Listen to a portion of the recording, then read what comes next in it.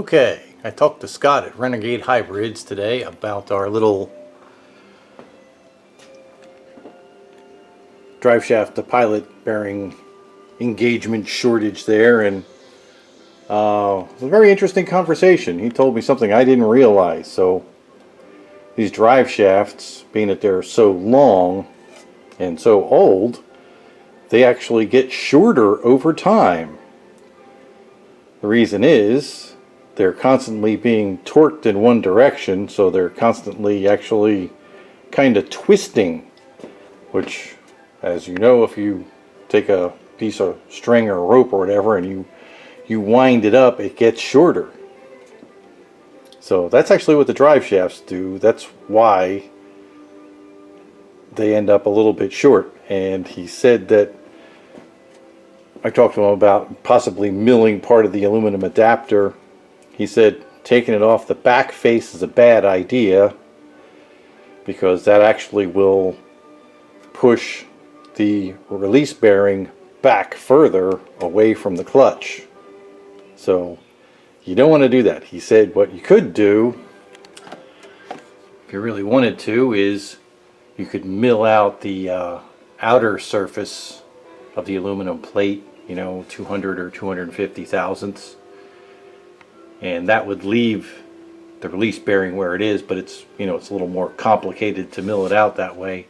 But he said they run into this fairly often, and what they do is they push the drive shaft a little bit further this way in the torque tube towards the pilot bearing, and then they you end up having a little bit of coupler alignment problems in the rear, where the bolts won't go through the coupler because it's not the space is a little bit further apart now.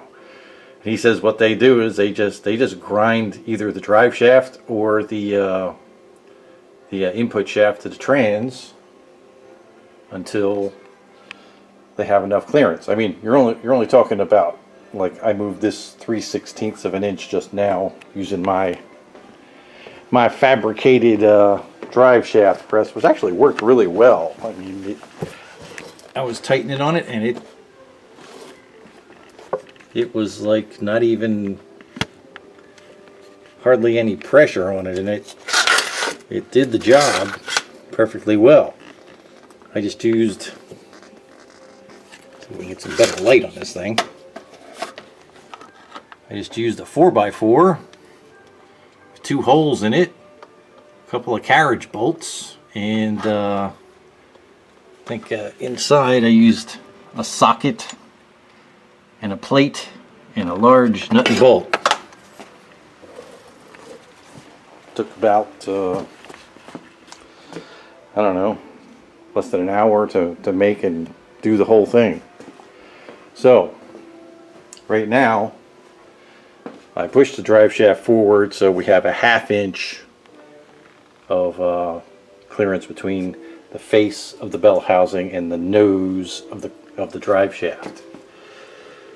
So front wise we're good. Back wise we're probably going to have to do a little grinding on one of those shafts so we can put the coupler bolts in. But yeah, that's kind of the solution to the problem. So we are about ready to put the engine in now. Amazingly enough. Finally. Been a long time coming. This engine's been sitting around here. It needs to go back in its hole. So I don't know if I don't know. I might get a chance to just pop it up in there tonight. We'll see. So this drive shaft press gadget worked so good, I figured I'd better explain it. So basically what it is these carriage bolts. You insert them through 2 of the bell housing bolt holes, and you wiggle this thing up in there. This is just a hunk of metal, a bolt, a nut, 22mm socket and get it stuck in there so that the head of this bolt is against the drive shaft. And this actually, when you have this on there, you actually have the 4x4 about, I don't know, less than half an inch away. And then you crank the nuts on this side, and that pushes everything this way. Well, pushes the drive shaft this way anyway.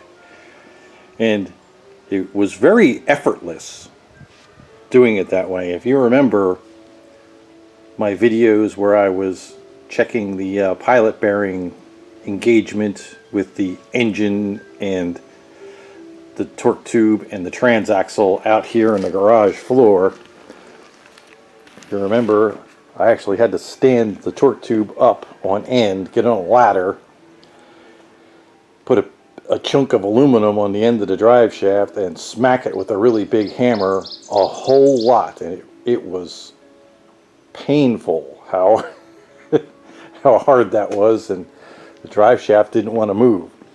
So apparently you don't use shock force to move the drive shaft, you use a gentle push. Right, kitty? She's in a hurry. She's got to go dig something up, I think. But anyway, so that's that. And actually, what I was thinking was, since I have this, and I push the drive shaft as far forward as I want to go, I'm probably going to put this back on there until we get the engine bolted in, because if the drive shaft doesn't line up exactly right and you just start cranking down some bell housing bolts, it doesn't necessarily mean that the nose of the drive shaft went into the pilot bearing. It could be stuck on the edge of it, and the pilot bearing could just press the drive shaft back. So yeah, we're going to bolt that back in until we put the engine in. I think I'm going to do that right now. Then I got to connect the one brake line. Oh, actually, I got to slide the engine under the engine compartment, connect the one brake line that I use to be able to give enough clearance to get the engine under there. And then I can pre-bleed the clutch, and we'll get at least that done tonight.